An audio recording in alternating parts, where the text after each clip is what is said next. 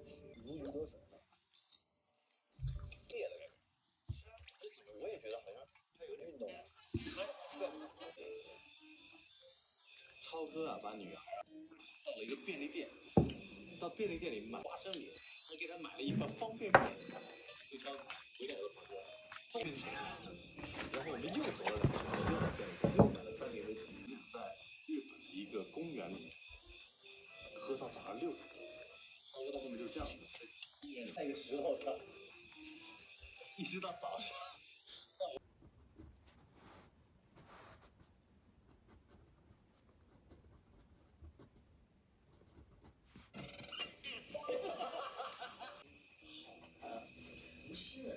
他们砍头都是要批的。我再来一个，我再来一个。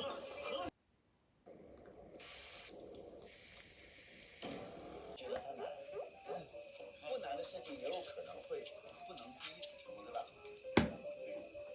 你别在上面，好，你看，你看。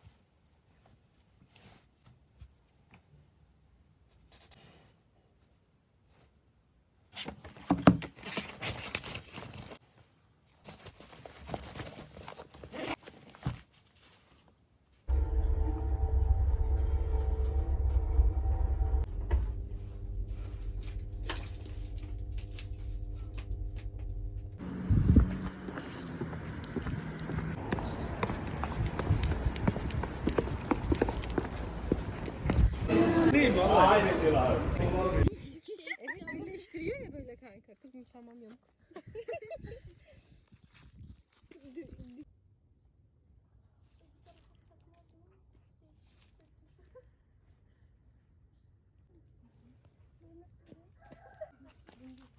Bunu arıyorum ben de. Yok şey yok. Biraz önceki değil mi bu? Yok kanka bu ilk gördüm. Ben çıkıyor muyum? Ne yiyeceğiz?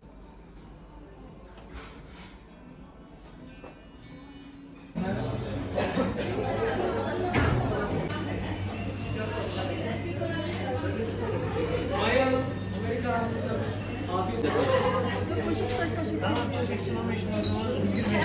Ben hayat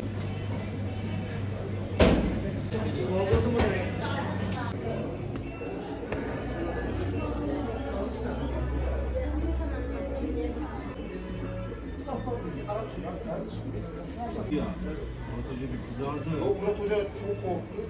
Bir de yoklama yapacağız dedi. Derste başladılar. Bizden çok şey. Abi Murat Hocam korktu.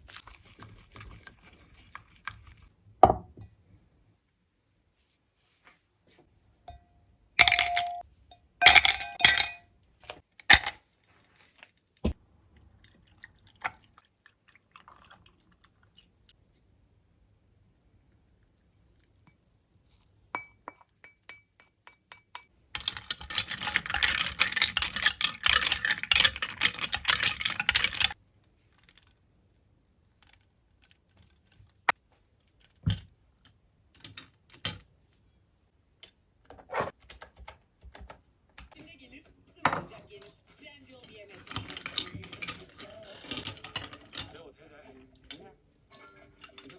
你拿的是巨人小了，这不大巨人，大巨人，我带大了，我带了。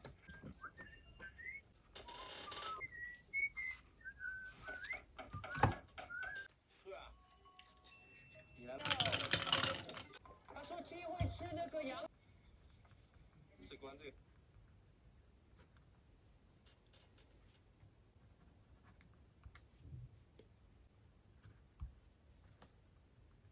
兴趣要高了，还可以再去干理财。这个蘑菇屋啊，生活习为规范。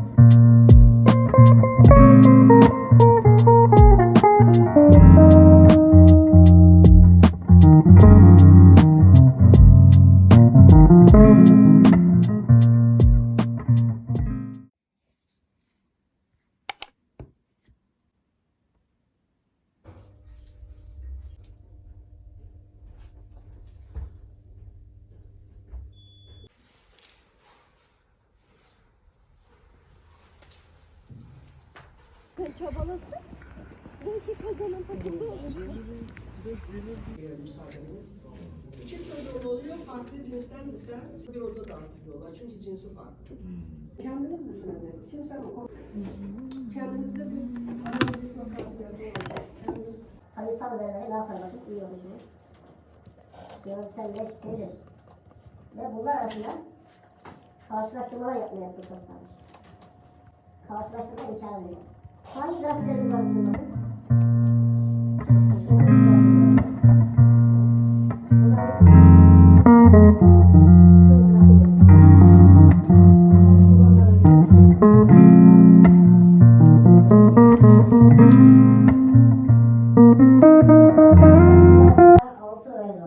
Toplam 50 kişinin aldığı notların dağılımı böyleymiş sınıfta.